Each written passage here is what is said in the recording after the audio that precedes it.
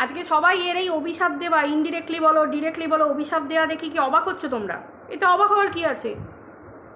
এই ডাইনিটার অভিশাপ দেওয়াটা এটা তো পুরনো অভ্যাস, পুরনো। আমরা তো একে ডাইনি বলেই মনে করি, কারণ বারবার সব জায়গায় ও এটা নিজেকে দেখিয়েছে লোকের কাছে যে ওর কোল ফাঁকা, ওর কোলে সন্তান নেই। আমরা কি করে বুঝবো ওর মধ্যে মাতৃত্ব আছে? কি করে বুঝবো? প্রচুর মা পৃথিবীতে আছে, প্রচুর নারী পৃথিবীতে আছে যারা মা হতে পারে না, কিন্তু কটা নারী যারা মা হতে পারেনি তারা অন্যের সন্তানকে কোলখালির অভিশাপ দেয়, অন্যের সন্তানকে ডিরেক্টলি অভিশাপ দিতে বসে, মৃত্যুর অভিশাপ দিতে বসে, এবং অন্যের সন্তানকে নিয়ে খারাপ খারাপ নোংরা নোংরা ভাষায় অভিশাপ দেয়। কারা? কজন আছে দেখাতে পারবে? কেউ নেই। 100 জনের মধ্যে একজন যদি পৃথিবীতে থেকে থাকে সেটা হচ্ছে এ। আর আমরা মায়েরা কি বলি বলো তো? ডিরেক্ট ডাইনি। এর জন্য এটাই প্রযোজ্য। অনেক তো খেলা হলো, একে তেল দিয়ে একে বলে কোনো লাভ নেই। দুদিন আগে এ কি পাবলিককে খাওয়াচ্ছিল না, ওই ম্যান্ডির মেয়ের ফটো ওর নাকি পার্সে রাখা আছে। ও যদি একটা দিনের জন্যেও ওর বাবা মার সাথে, আমি বলছি বাবা মার সাথে অশান্তি, যা কিছু ঝামেলা ওর বাবা মার সাথে, ছোট সন্তানটা কি দোষ করেছে? আজকে যদি আমার কোক্রিয়েটার অন্য কারোর সাথে ঝগড়া হয়, তার বাড়ির সন্তানটা আমার কি ক্ষতি করেছে? আমি সেই সন্তানে হাত দেবো? সেই সন্তানটাকে টেনে এনে নিয়ে আসবো? এটা একটা কন্ট্রোভার্সি ক্রিয়েটারের ধর্ম? কারোর বাড়ি থেকে কারোর স্বামীকে টেনে এনে, কারোর বাপকে তুলে এনে, কারোর মাকে তুলে এনে নোংরা গালাগালি দেওয়া, নোংরামি করা সোশ্যাল মিডিয়ায়, যা কিছু নোংরামি সব এই ডাইনিটা করতে পারে। এক্স্যাক্টলি এর জন্য ডাইনি নামটাই প্রযোজ্য। সরি, আমি ডাইনি ছাড়া কিচ্ছু বলতে পারছি না। আজকে নারীত্ব মমত্ব আলাদা জিনিস, একটা মনুষ্যত্ববোধ থাকে যে একটা বড়দের ঝগড়ার মধ্যে আমি বাচ্চাকে কেন টেনে আনবো? একটা পরিবারে যদি পারিবারিক কলহ হয়, যায় ভাসুরে ভাইয়ে যদি কোনো ঝামেলা হয়, সেখানে কিন্তু কেউ কোনো বাচ্চাকে টেনে কোনো নোংরা কথা বা ভুলভাল কোনো রকম কোনো কিছু দেয় না, কোনো কিছু বলে না।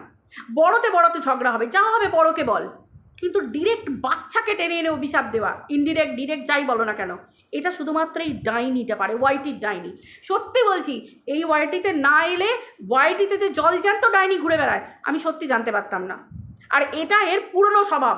এর আগেও কিন্তু বাচ্চাদেরকে অভিশাপ দিয়েছে, মৃত্যুর ভয়ঙ্কর অভিশাপ। মানে মনে পড়লে না, মানে কি বলবো, বুকটা কেঁপে ওঠে। মানে আমার না রাগে মানে গিজ করে, মানে গোটা গা কি করে সহ্য, মানে গোটা ওয়াইটি, বিশ্বাস করো একে আর নিতে পারছি না। এর মতো নোংরা, মানে এক হচ্ছে দোকান কাটা, নির্লজ্জ, বেহায়া, চরিত্রহীনা, মানে এর জন্য সমস্ত ট্যাগ প্রযোজ্য। যে কিনা নিজের ভাগ্নিকে বিয়ে করে নিজের ভাগ্নের হাতে সিঁদুর পরে তার সাথে ফুলসজ্জা করে বেড়ায়, নিজের ননদের ছেলে, আবার নিজের স্বামীর চোখে ধোঁকা দিয়ে তাকে ভেড়া বানিয়ে রেখে। এর থেকে আর কী বলবো? একে কী বলা যায় বলতে পারো? কী বলা যায়? এরা ভিতরের খবর, এর কথা ওকে, ওর কথা একে, সব চালাচালি করেছে। ঠিক আছে, তাহলে ঝামেলাটা কাদের মধ্যে? বড়দের মধ্যে। তোর পীড়িত হয়েছিল কেন? তোর প্রাইভেসি বাইরে লিক হচ্ছে। হ্যাঁ, চরম মুমেন্টে, উত্তেজনার বসে, এক্সাইটমেন্টে নিজে কি করে বেরিয়েছো, নিজের বরকে ধোঁকা দিয়ে অন্য পরপুরুষের সাথে লোকের কাছে বলে বেরিয়েছো, সেটা প্রাইভেসি দেখাচ্ছ তুমি। এবার নিজে সামলাতে না পেরে, এর গন্ধ ওকে, ওর গন্ধ ওকে, সামলাতে না পেরে মাঝখানে বাচ্চাটা কেনে অভিশাপ দেওয়া হয়ে গেল। এই যে ফ্যালোপিয়ান টিউবের কথা বন্ধুরা আসছে, এই ফ্যালোপিয়ান টিউবটা নিয়ে দিনের পর দিন পাবলিককে মিথ্যে কথা বলে গেছে, নারীত্ব মাতৃত্ব নিয়ে খেলে গেছে এই নোংরা ডাইনিটা। এই ডাইনিটা খেলে গেছে। প্রথমে কি বলেছিল? প্রথমে বলেছিল ওর ফ্যালোপিয়ান টিউবটা ব্লক, দুটো ফ্যালোপিয়ান টিউবই ব্লকেজ বলেছিল তো, সোশ্যাল মিডিয়া এসে বলেছিল তো। বলার পরে কি বলল? যে আমি চিকিৎসা করাতে যাচ্ছি। চিকিৎসা হলো, চিকিৎসার পরে টিউব কিন্তু খুলে গেছিল, কিন্তু সেটা পাবলিকের কাছে বলেনি। যখন ধরা পড়ে গেল, পাবলিকের কাছে টাকা তুলে, এই কিনে ওই কিনে, ফোন কিনে, পাবলিকের টাকা মেরে দিয়ে, নোংরামি করে, ডিজিটালি ভিকিরিগিরি করে, তারপর সঙ্গীতা ম্যামের চাপে পড়ে টিন ভাঙা লোহা ভাঙা নিয়ে বসে এসে কি বলল? আমার ভীষণ বমি হয়, ভীষণ পটি হয়, আমার চাই না সন্তান। তারপর পাবলিককে বলল যে হ্যাঁ, আমি ভেবেছিলাম তোমাদেরকে বলবো, আমার টিউবের ব্লকেজটা খুলে গেছে, যদি আমার গাছে ফলটা চলে আসতো তারপর তোমাদের বলতাম। তার মানে পাবলিককে কীভাবে বোকা বানিয়েছে দেখো। বলল দুটো টিউব খুলে গেছে, ব্লকেজ খুলে গেছে, তখন বলেছিল ওর বরের মধ্যে কোনো প্রবলেম নেই, ওর মধ্যেও আর কোনো প্রবলেম রইল না। তারপরে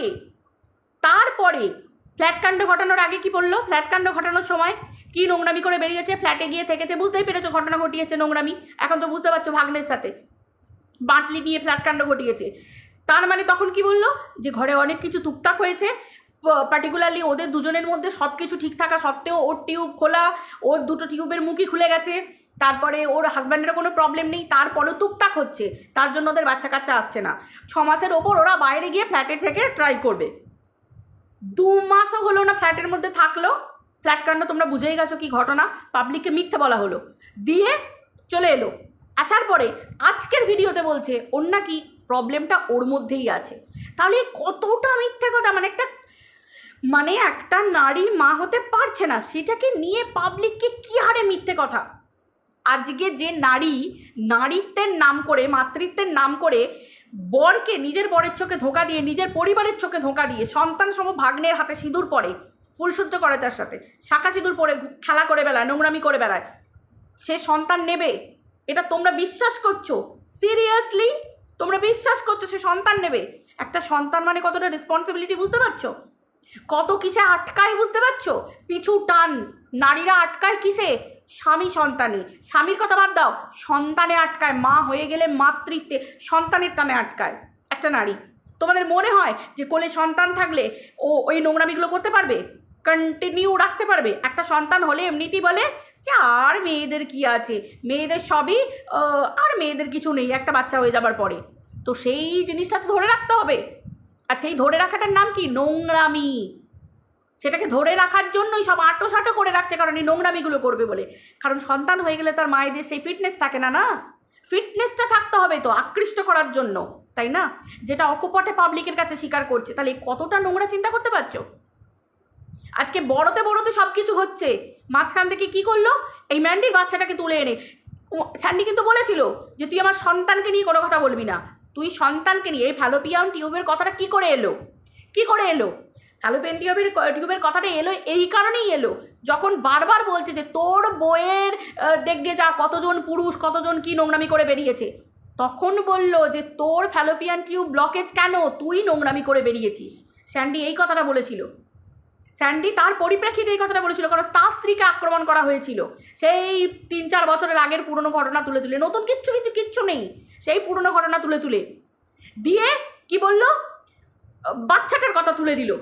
এর এতটাই নোংরামি চিন্তা করো, মানে মা বাপের সঙ্গে পেরে উঠতে পারছে না, পেরে উঠতে না পেরে বাচ্চাটা ফেল করেছে। আরে ভাই, ছোট বাচ্চা পড়াশোনা না করলে এরকম ছোটোবেলায় কম মার্কস পেতেই পারে, ফেল করতেই পারে, তো কি হয়েছে তাতে? তার জন্য তার মা বাবাকে আরেকটু পরিশ্রম করতে হবে, তাকে সময় দিতে হবে, ভালো করে সময় দিতে হবে, পড়াশোনার দিকে তাকে ঝোঁকাতে হবে। একটা বাচ্চা এমনিতেই, কোনো বাচ্চা কম মার্কস পেলে তাকে কখনো বকাবকি করতে নেই, তাকে কখনো বলতে নেই যে তুমি ফেল করেছো। তো মানে কি বলবো, এ নাকি শিক্ষিত, এ নাকি MA বিএড না, ওই জন্য বলে বেড ডিগ্রি করে এসেছে। এই যে ভাগনার সাথে বেড ডিগ্রি করে এসেছে, যার জন্য বিএড নয়, যেটা আমাদের সরস্বতী মা বিদ্যার দেবী বিএড কোর্স, সেটা নয়, কিন্তু এ বেড ডিগ্রি করে এসেছে সব জায়গায়, যার জন্য এর পেটে বিদ্যা নেই বলেই আজকে এই নোংরামিটা করতে পারছে।